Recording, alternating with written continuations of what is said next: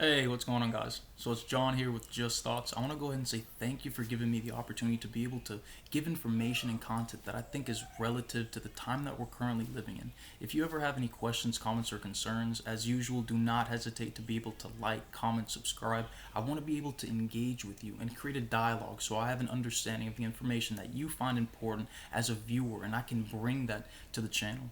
So, with that being said, I'm going to go ahead and get straight into the article, alright? So the article's title is Why We Have a Lack of Revolutionaries. So, alright, for this article, I thought I would give some insight into why we currently have a lack of revolutionary thinkers that are motivated, educated, and resourced enough to create a movement that affects the current political establishment.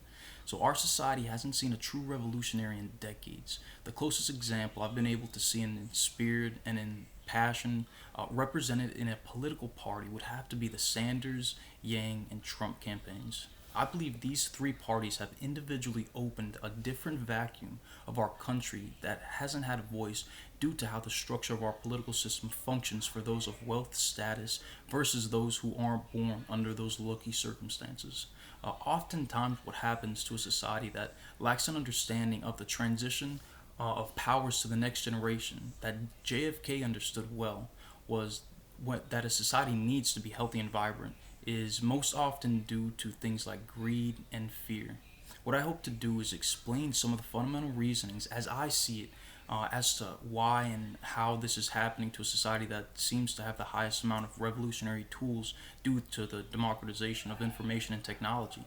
To begin, when I was researching past revolutionaries like Che Guevara and Mary Perez, the first thing I noticed was a commonality between their societies and the psychological conditioning that was being forced by their subjugators. Psychological conditioning has been used since the start of civilizations, from ancient societies that knew about eclipses and used them to create prophecies to convince themselves of their own divinity. To only 1 century ago, basically having slaves printed on a currency, equating human life to an exchange medium.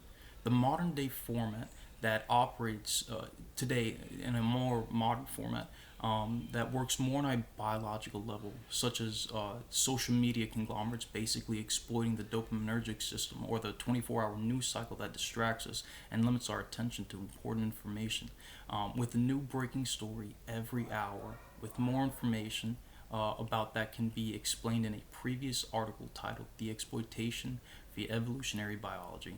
So, psychological conditioning comes in many formats that I would like you, the viewer, to look into, such as subliminal propaganda techniques. But the one we'll focus on momentarily is what I'm calling word power dynamics. Word power dynamics can be seen as a computer network consisting of nodes that each contain a different level of strength in connection to another word or an idea.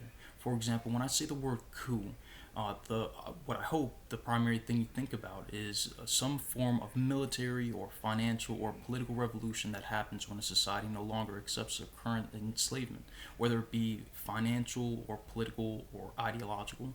When I say Mini Cooper, the first thing that should pop into your mind is Austin Powers and his spectrum of awesome adventures. As much as I love Austin Powers and put all of his movies on the shoulders of my cabinets, I believe this is an example of how a negative connection is being made through the use of words that have revolutionary meanings by the means of mockery. So, color patterns can also be understood in this light, as well as a multitude of other different words and phrases that have similar word power dynamics. So, over the last few decades, I personally believe politicians and wealthy groups have secretly and systemically created ensuing amounts of these connections and basically putting them where people would see them or would hear them, subliminally creating nodes or connections that work in their favor at the detriment of the individuals. And they use the use of via the use of media and other communication mediums. Some of these have been for the benefit of the unfortunate, while most of them have been at the detriment of the individual or the racial group that would have otherwise rised up and fought the needed blind oppression. For more about this idea, you can read a previous article titled Paying Attention to Next Gen Archetypes. The next area is in the procreation of scarcity and the lack of representation for these groups. There are cities and environments that have been systemically exploited with mechanisms such as voter suppression and gerrymandering and gentrification, and the removal of collective intelligence mentors and role models. This has happened through a multitude of mechanisms that, again, I want you, the viewer, to look into. That makes it difficult for individuals that weren't born under lucky circumstances to ever get out of the hole that those were lucky basically dug them into. These areas and groups are essentially forced to fight with blood, sweat, and tears for a fraction of what those lucky individuals have. Some examples can be found in how wealth, equity, and capitalist tools like business ownership and real estate involvement, and an adequate source of funding for different business enterprises and whatnot, basically have put some racial groups literally centuries behind other racial groups in wealth and in equity due to laws and policies that were made, artificially creating the scarcity amongst these groups. Generational wealth is not often spoke on due to individuals not being aware of how it works or what it is when your family or racial group doesn't have an opportunity to create it. Generational wealth is basically wealth that's kept within families and lineages as a financial legacy that is usually established by older family members having equity in financial assets that traditionally appreciate, such as real estate and stocks and other tools of the capitalist system. When certain racial groups have these tools and others don't, there's a gap that's created among these generations that becomes wider as the capitalist system grows in favor of those who were lucky, standing basically on the backs of those who were not lucky. For example, if you had invested about $100 in the 1880s, today that would be worth over $3 million with a 7% compound interest rate. The wealth disparity in the Latino and the Black and the Native American households can be attributed directly to the fact that they didn't have, $100 to be able to invest in the 1880s. Currently, the average household wealth in respect to debt and assets is around $170 if you're a white family. That's the average white household. Black household is around $17,000, and the average Latino household is around $10,000. What I'll talk about next is what happened to somebody who opposed this system. Lincoln, in my opinion, is one of the earliest persons attempting to curb this trend, and this didn't turn out well for him due to something like a racial inferiority complex among certain racial groups. So he had an attempt at dismantling something what we've called now as the banking mafia that basically owned America's currency through the use of a debt-based central banking system, and this is very relevant to today's society in the area of finance and political and ideological differences in things like our difference with China. That's a really good example, especially because it's really interesting to be able to see the differentiation that we have in comparison to the financial system that currently is operating overseas. So as the story goes, during the Civil War, Europe was attempting to take advantage of the U.S. due to the U.S. being weak in position in attempting to demonetize and outlaw slavery. Lincoln and the Union needed money and they basically signed the National Banking Act with intentions of dismantling it after the war was over. During this time, Russia was also having problems with Europe attempting to create a centralized bank in Russia. Russia sided with Lincoln and told Europe basically, don't fuck with us. After the war, Lincoln was considering getting off of the central banking system that was creating wealth for the banks through banking interests that had ties back to Europe and moving to a non-interest based system called the Greenback. In fact, weeks before his death, he had signed a bill to give freed slaves each a 40-acre plot of land, which we should also continue to have a discussion today about possible reparations for Black, Latino, and Native Americans. During this time, Lincoln was also considering dissolving the National Banking Act that was momentarily necessary to win the Civil War. He never got to do that, and in my opinion, basically, he not only sacrificed his life, but the potential financial liberation of every American citizen to end slavery. That's worth remembering today. This isn't the case now. We haven't, we not only have the technology to get us off of the centralized banking system that, basically artificially controls our fiat currency, through fake systems like the stock market, but also the political structures to enter it into law. The only thing missing is a revolutionary. The next area I would like to talk about, or to mention, as to why we don't have more revolutionary, is due to incentivized and de-incentivized narratives. A narrative that, in this sense, is a story or an idea that fits into a given political ideology. The best way of conceptualizing this idea is by imagining you, the individual, view the world from one perspective or one narrative, and you believe this narrative in a visceral way because of your life experiences, your environmental habitation, and your unique genetic code have basically created that programmed you, to look at the world in a certain way. So a de-incentivized narrative is basically when an ideology or a different perspective does not fit your world perception, and therefore there is no reason to promote this idea financially or politically. An incentivized narrative is obviously the opposite. Most narratives follow two directions, and if you live in a state or an area that does not support your narrative, like a Democratic view in a Republican state or a Republican view in a Democratic state, the likelihood for you to get any traction when an idea is presented is extremely low.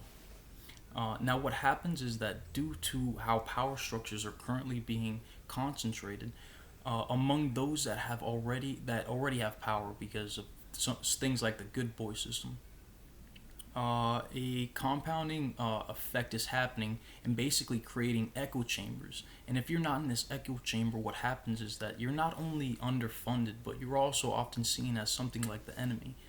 De-incentivized and incentivized narratives change state to state, as do political preferences, and a de-incentivized narrative in one state may be an incentivized narrative in another state, which makes it important for you. It's also important for you, the individual, to figure out what are your individual incentivized and de-incentivized narratives, so that you're able to see who, how, and where to point your political finances, attention, and promotion for or against these groups and individuals. A last word on narratives would have to be that some things are always going to be hated while some things are always going to be appreciated. And what has happened, in my opinion, is that political figures have realized what gets the public's attention and what distracts the public. You, the individual, should focus on being able to discern these two so that your vital attention is paid in the right area that keeps you informed and educated on how the world is unfolding, something which is something worth looking into.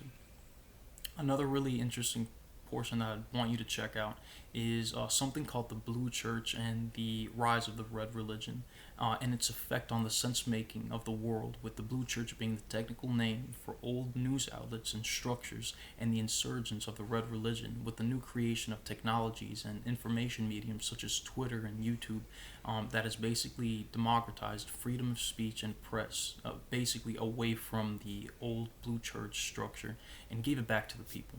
So, for more information on that idea, check it out on YouTube. Now the next area that I think may be causing a lack of revolutionaries is what I'm calling the break in the passing of the torch.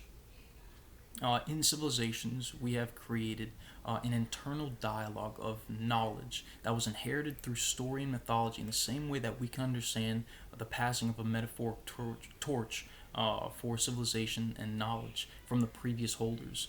I imagine it as an archetype in the Jungian sense that may be being lost due to things that I previously discussed, such as distractions or misdirection of important information.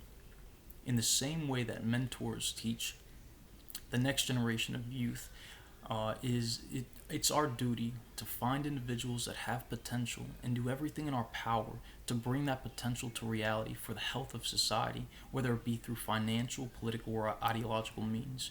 We have to uplift those that can carry the flame of society, and it's your turn to do for us what was done for you many years ago. The main reason is because the main reason many people think is because we want to guard and to shepherd the future of humanity. But a more lethal reason is because if we don't teach our youth, in the following generations, somebody else or something else will. The democratization of information and of technology has become a double-edged sword. It's allowed us to have time with our heroes and to learn how the world works and how we can make the world better, make it a better world than the world that we were born into. At the same time that it's given an audience to people we would consider the enemy. Now, the next idea that I plan on writing a completely separate article on, but I'll basically give you the spark notes. It's basically this idea that I've been playing around with called time targeting. So, the way I often like to think about what I want to accomplish is basically by thinking about all the possible factors that would stop me from reaching my potential. One of the ways that I would stop myself if I was my own enemy is by engaging in what I'm calling time targeting. So, time targeting is searching for individuals that meet certain criteria for any given desire and purpose, and either encouraging their growth and fruitful potential or encouraging them to break for fear of what they might become. For example, when picking the most beautiful flowers, gardeners often see how flowers are developing and can oftentimes see early on what flowers are going to grow the best and grow the highest, or what flowers are most likely going to wilt and die. In that same way, I believe it's what's happening to people who have potential to become revolutionaries. Um, these individuals are currently, I think personally, being targeted because they happen to have the exact same traits that a flower or fruit that's going to sour or it's going to wilt, um, as they have.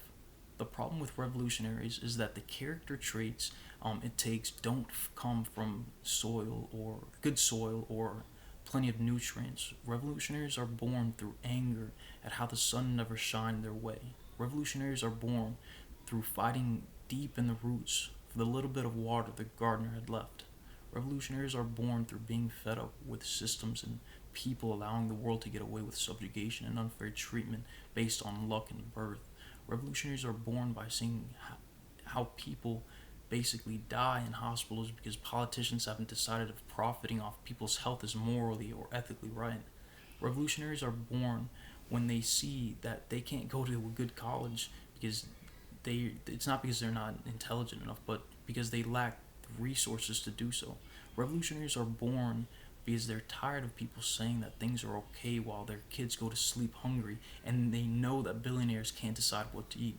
That wilting flower may have been the flower that saved you. I'll finish off with a quote. If you make peaceful revolution impossible, you make violent revolution inevitable.